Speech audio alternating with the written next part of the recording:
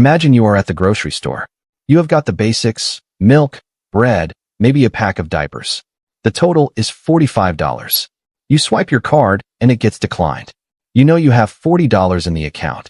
So you awkwardly ask the cashier to put the diapers back. But here's the part nobody talks about. Because you couldn't afford the $20 bulk pack today, you'll have to buy a small $7 pack at the gas station tomorrow. By the end of the month, you'll spend $60 instead of $20 for the exact same diapers. That extra $40 you paid isn't bad budgeting. It's a hidden tax built into being broke. And once you see this tax, you'll start noticing it everywhere. My name is Maven, and I spend way too much time thinking about the hidden mechanics of wealth and the invisible equations that keep most people stuck on the hamster wheel. And today, we are talking about something nobody teaches you: why being broke is the most expensive financial position you can be in.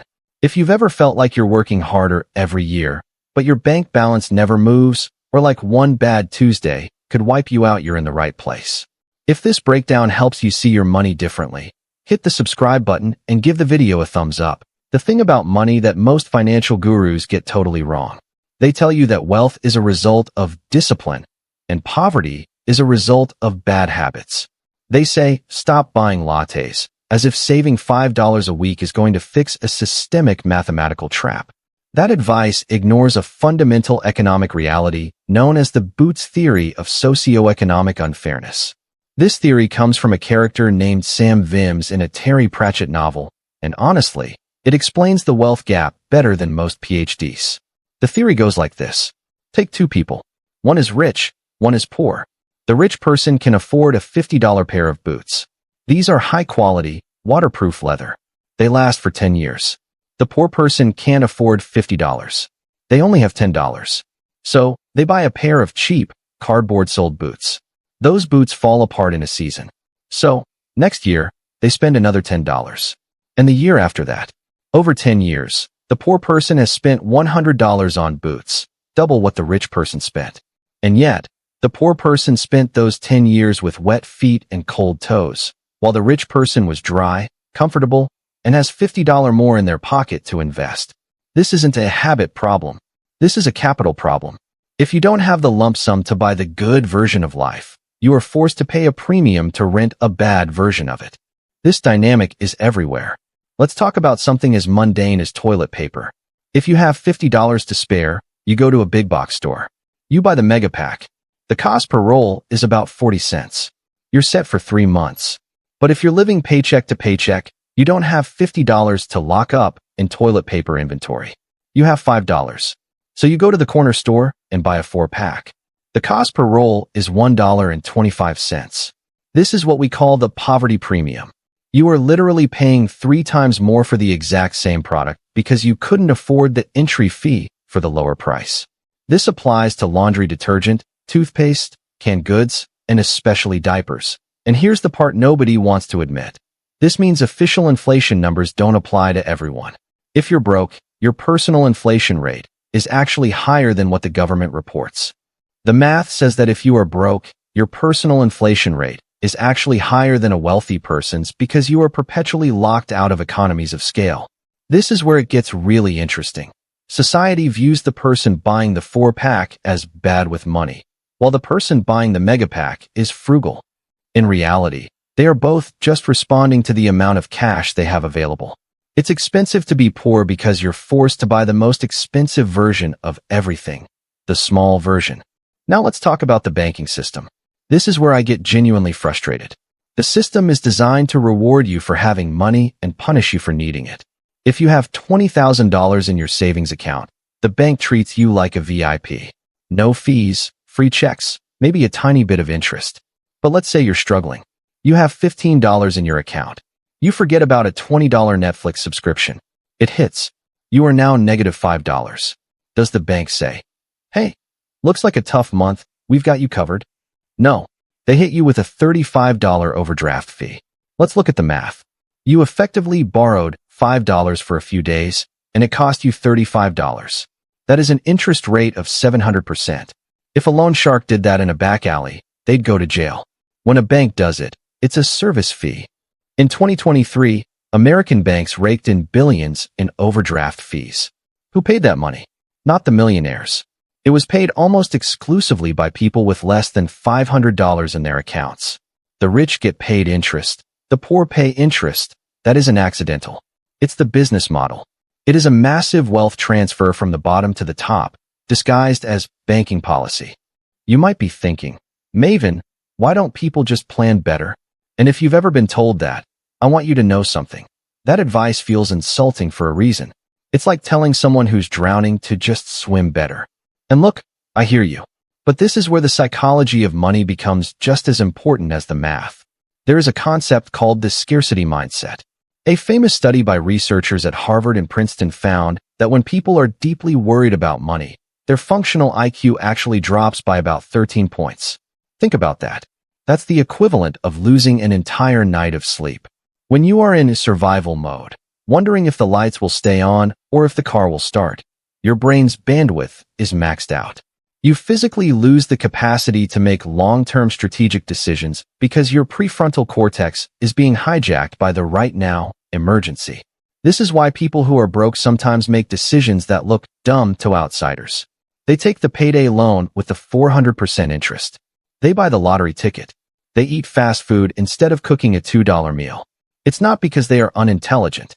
It's because their brain is performing a tree-off. They aren't trying to win the decade. They're trying to survive the Tuesday. The boots theory isn't just about the math of the boots. It's about the mental energy saved by not having to worry about your feet getting wet. Let's dig deeper into a bigger example. Cars. In most of the country, you need a car to get to the job that pays the bills. A wealthy person buys a 3-year-old Toyota for $18,000. They pay cash or get a 5% loan. That car runs for a decade with nothing but oil changes. Now look at the person with $500 and a 580 credit score. They go to a buy here, pay here lot. The dealer sells them a 15-year-old clunker with 180,000 miles. The car is worth $3,000, but the dealer sells it for $7,000 because they know the buyer has no other options. Then, they slap on a 24% interest rate. If you do the math, that buyer will end up paying nearly $12,000 for a $3,000 car. And here's the kicker. The transmission will likely blow up before the loan is even half paid. Now they're making payments on a dead car while trying to find a way to work. This is the poverty trap in high definition. You aren't just paying for the car, you're paying a risk premium because society has deemed you risky. And the only way to stop being risky is to have money, which you can't save because you're paying a 24% interest rate. And we haven't even touched on housing.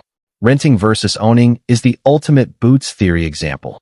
When you rent, you are paying 100% interest. You gain zero equity. You are literally paying your landlord's mortgage plus their profit margin. But to buy a house, you need a down payment, maybe $20,000.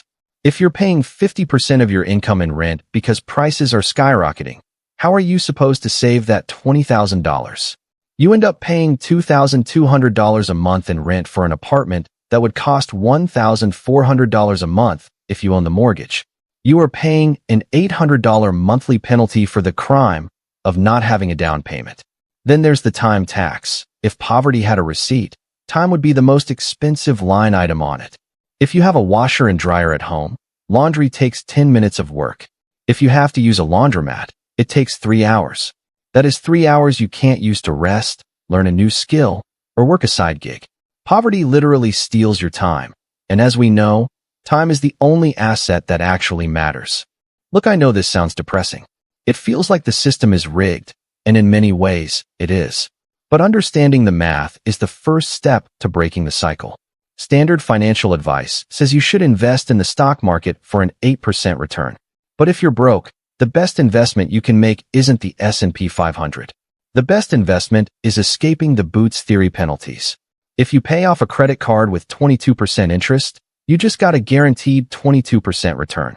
If you save enough to buy the good tires so you don't have to replace them every 12 months, you just got a 50% return. The first step out of the trap isn't getting rich. It's stopping the bleeding.